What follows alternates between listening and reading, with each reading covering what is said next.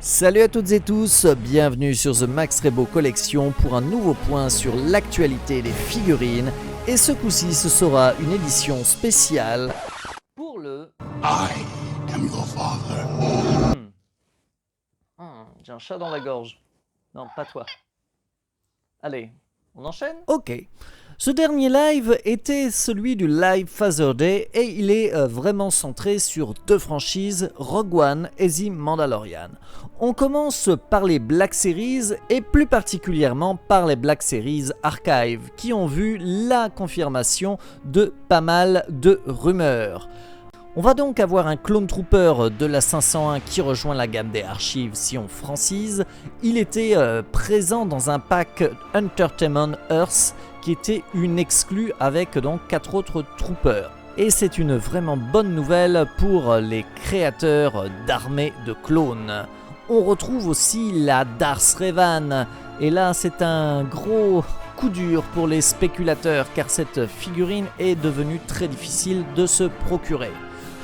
Pour ma part, les deux prochaines sont sympas car elles permettent d'avoir des versions upgradées d'anciennes figurines, notamment le Obi-Wan épisode 3. D'ailleurs, ça fait beaucoup d'Obi-Wan en peu de temps, souvenez-vous du Clone Wars, mais donc qui bénéficie d'une nouvelle Head Sculpt upgradée par la Photoreel Deco. Et la figurine ressemble enfin à Ewan McGregor. Il en est de même pour le personnage de la princesse Leia qui ressemblera davantage à Carrie Fisher, bien qu'ils aient un peu forcé sur le maquillage, du moins sur ses prototypes. Par contre, petite déception, j'aurais préféré la version Slave ou la version Bush qui aurait mérité d'une seconde chance. Car la version A New Hope, elle a fini bradée un peu partout. Du côté des Black Series, on a donc beaucoup de figurines pour Rogue One ce coup-ci. On retrouve le général Anton Merrick, qui pour le coup sera une exclue Target. On a droit aussi à la figurine du dernier membre du commando Rogue One, à savoir Body Rook, qui n'avait pas eu de figurine à son effigie et elle semble plutôt jolie et plutôt fournie en accessoires, ce qui est toujours bien sympa.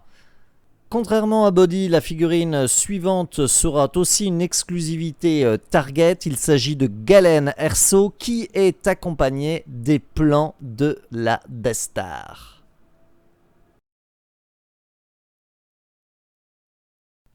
Ensuite, et là on a pas mal de Repent.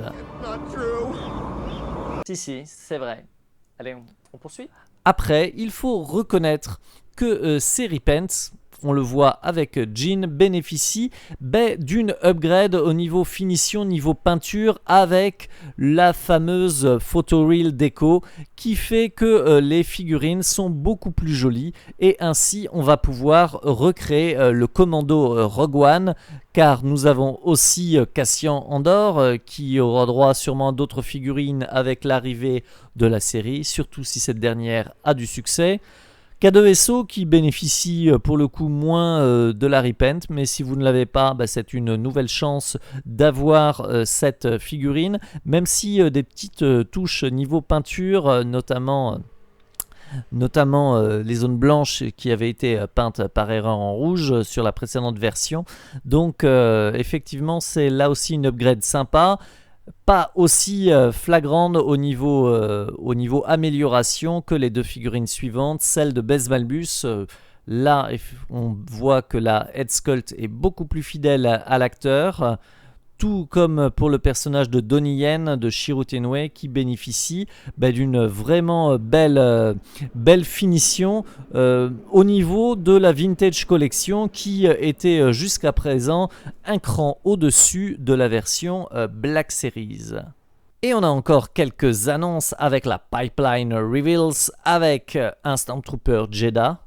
On reste dans Rogue One, Bib Fortuna enfin, et également plusieurs persos de des Mandalorian saison 2, Mayfair, Fennec Shand, le Boba Fett saison des Mandalorian et également Cobb Vanth.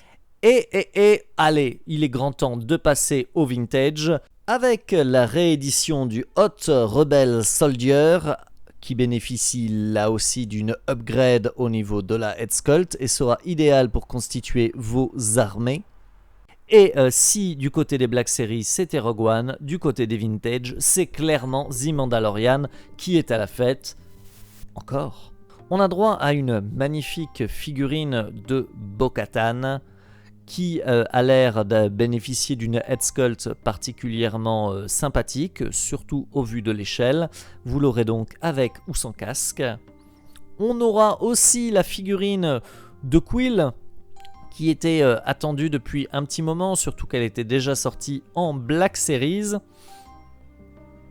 Mais la vraie surprise, c'est le Mithril, qui a l'air de fourmiller d'accessoires, menottes, hologrammes et tutti quanti. On reste encore sur des Mandalorian et d'ailleurs c'est peut-être pour ça que le Mithril est sorti, car il ira parfaitement avec le prochain accessoire, à savoir le Razor Crest, et on a droit à quelques nouvelles images du produit. Et j'ai qu'une chose à dire, vivement novembre, vivement son arrivée.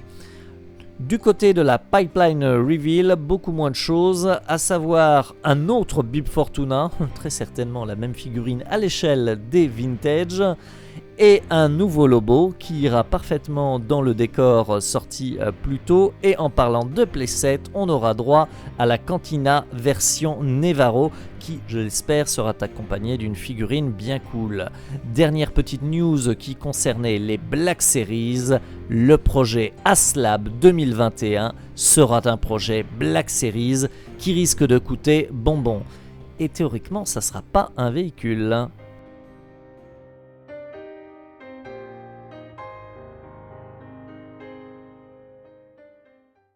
Mais oui, tu les veux, les jolis vintage, toi aussi. Oh, ça j'aime bon l'autre cut. Je crois que Max va finir par devenir jaloux. Il risque de lui arriver des bricoles. Oui.